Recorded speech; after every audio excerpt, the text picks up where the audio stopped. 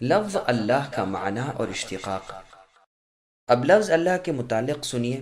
اللہ خاص نام ہے رب تبارک و تعالیٰ کا۔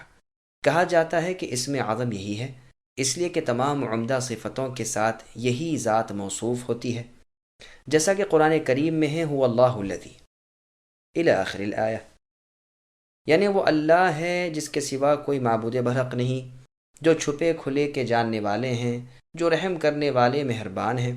وہ اللہ جس کے سوا کوئی معبود برحق نہیں، جو بادشاہ ہیں، پاک ہیں، سلامتی والے ہیں، امن دینے والے ہیں، محافظ ہیں، غلبہ والے ہیں، زبردست ہیں، بڑائی والے ہیں۔ وہ ہر شرک سے اور شرک کی چیز سے پاک ہے۔ وہ اللہ پیدا کرنے والے ہیں، بنانے والے ہیں، صورت بخشنے والے ہیں۔ اللہ کے بہترین پاکیزہ نام ہیں۔ آسمان و زمین کی تمام چیزیں اللہ کی تسبیح بیان کرتی ہیں۔ وہ عزتوں اور حکمتوں والے ہیں۔ ان آیات میں باقی تمام نام صفاتی ہیں اور لفظ اللہ صفت ہیں۔ پس اصلی نام اللہ ہے، جیسا کہ ایک مقام پر فرمایا کہ اللہ ہی کے لیے ہیں پاکیزہ اور عمدہ نام، پس تم ان کو انہی ناموں سے پکارو۔ اور اللہ فرماتے ہیں اللہ کو پکارو یا رحمان کو پکارو، جس نام سے پکارو۔ اللہ کے پیارے پیارے اور اچھے اچھے نام ہیں۔ بخاری اور مسلم میں ابو ہریرہ رضی اللہ عنہ سے روایت ہے کہ رسول اللہ نے فرمایا اللہ تعالیٰ کے 99 نام ہیں، ایک کم 100، جو انہیں یاد کر لے جنتی ہے۔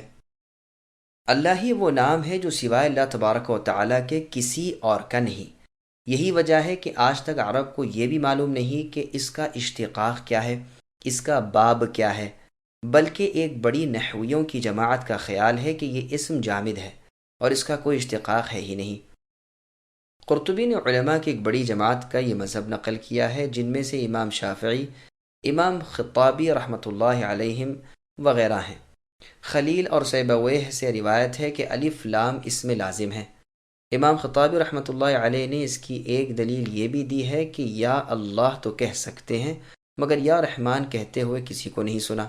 اگر لفظ اللہ میں الف لام اصل کلمے کا نہ ہوتا تو اس پر ندا کا لفظ یا داخل نہ ہو سکتا، کیونکہ قواعد عربی کے لحاظ سے حرف ندا کا الف لام والے اسم پر داخل ہونا جائز نہیں۔ بعض لوگوں کا یہ قول بھی ہے کہ یہ مشتق ہے، اور اس پر روبہ کا ایک شعر بطور دلیل لاتے ہیں، جس میں مصدر تألہ کا بیان ہے، جس کا ماضی مضارع الہ یألہ الہتن اور تألہن ہے، جیسے کہ ابن عباس رضی اللہ عنہما سے مروی ہے کہ وہ یذرک و آلہتک پڑھتے تھے۔ مراد اس سے عبادت ہے، یعنی اللہ کی عبادت کی جاتی ہے اور وہ کسی کی عبادت نہیں کرتے۔ مجاہد رحمۃ اللہ علیہ وغیرہ کہتے ہیں بعضوں نے اس پر اس آیت سے دلیل پکڑی ہے کہ وَهُوَ اللَّهُ فِي السَّمَاوَاتِ وَفِي الْأَرْضِ، اور آیت میں ہے وَهُوَ الَّذِي فِي السَّمَاءِ إِلَٰهٌ وَفِي الْأَرْضِ إِلَٰهٌ، یعنی وہی اللہ ہے، آسمانوں میں اور زمین میں وہی ہے، جو آسمان میں معبود ہے اور زمین میں معبود ہے۔ سیبویہ خلیل سے نقل کرتے ہیں کہ اصل میں الہٌ تھا جیسے فعال، پھر حمزہ کے بدلے الف و لام لایا گیا جیسے الناس کے، اس کی اصل اناس ہے۔ بعضوں نے کہا ہے کہ لفظ اللہ کی اصل لاہن ہے، الف لام حرف تعظیم کے طور پر لایا گیا ہے۔ سیبویہ کا بھی پسندیدہ قول یہی ہے۔ عرب شاعروں کے شعروں میں بھی یہ لفظ ملتا ہے۔ کسائی اور فرا کہتے ہیں اس کی اصل الالہ تھی، حمزہ کو حذف کیا اور پہلے لام کو دوسرے میں ادغام کیا، جیسے کہ لیکنہ هو اللہ ربی میں لیکنہ انا کا لیکنہ ہوا ہے۔ چنانچہ حسن رحمہ اللہ کی قراءت میں لیکن انا ہی ہے، اور اس کا اشتقاق ولیہ سے ہے، اور اس کے معنی تحیرہ ہیں۔ ولہن عقل کے چلے جانے کو کہتے ہیں۔ عربی میں رجل والہ اور امرأۃ ولہا اور مولوہۃ اس وقت کہتے ہیں جب وہ جنگل میں بھیج دیا جائے۔ چونکہ ذات باری تعالی میں اور ان کی صفتوں کی تحقیق میں عقل حیران و پریشان ہو جاتی ہے، اس لیے اللہ کی ذات پاک کو اللہ کہا جاتا ہے۔ اس بنا پر اصل میں یہ لفظ ولاہن تھا اور واو کو حمزہ سے بدل دیا گیا، جیسے کہ وشاحن اور وسادتن میں اشاح اور اسادہ کہتے ہیں۔ رازی کا قول ہے کہ لفظ الہت الی فلان سے مشتق ہے، جو کہ معنی میں سکنتو کے ہے، یعنی میں نے فلاں سے سکونت اور راحت حاصل کی۔ چونکہ عقل کا سکون صرف ذات باری تعالیٰ کے ذکر کی طرف ہے، اور روح کی حقیقی خوشی اللہ ہی کی معرفت میں ہے، اس لیے کہ علی الاطلاق کامل وہی ہے، اللہ کے سوا کوئی اور نہیں، اسی وجہ سے اللہ کہا جاتا ہے۔ قرآن میں ہے الا بذکر اللہ تطمئن القلوب، یعنی ایمانداروں کے دل صرف اللہ تعالیٰ کے ذکر سے ہی اطمینان حاصل کرتے ہیں۔ ایک قول یہ بھی ہے کہ یہ لاہ یلوہ سے مأخوذ ہے، جس کے معنی چھپ جانے اور حجاب کرنے کے ہیں، اور یہ بھی کہا گیا ہے کہ یہ الہ الفصیل سے ہے، چونکہ بندے اللہ ہی کی طرف تضرع اور زاری سے جھکتے ہیں، اللہ ہی کے دامن رحمت کا پلہ ہر حال میں تھامتے ہیں، اس لیے انہیں اللہ کہا گیا۔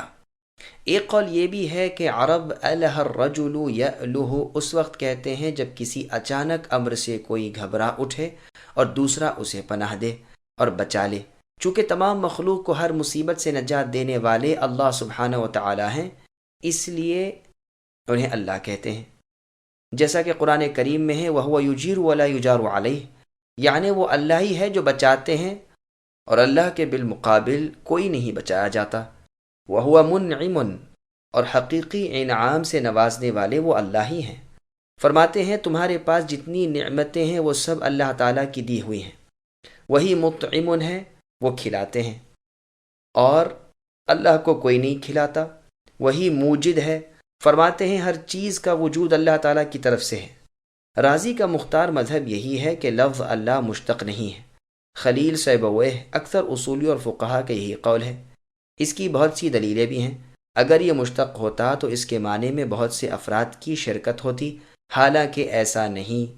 پھر اس لفظ کو موصوف بنایا جاتا ہے اور اس کی بہت ساری صفتیں آتی ہیں، جیسے رحمان، رحیم، مالک، قدوس وغیرہ، تو معلوم ہوا کہ یہ مشتق نہیں۔ قرآن میں ایک جگہ عزیز الحمید اللہ جو آیا ہے، وہاں یہ عطف بیان ہے۔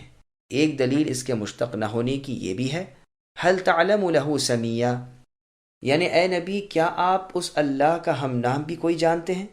بیان کی جاتی ہے، لیکن یہ غور طلب ہے، واللہ اعلم۔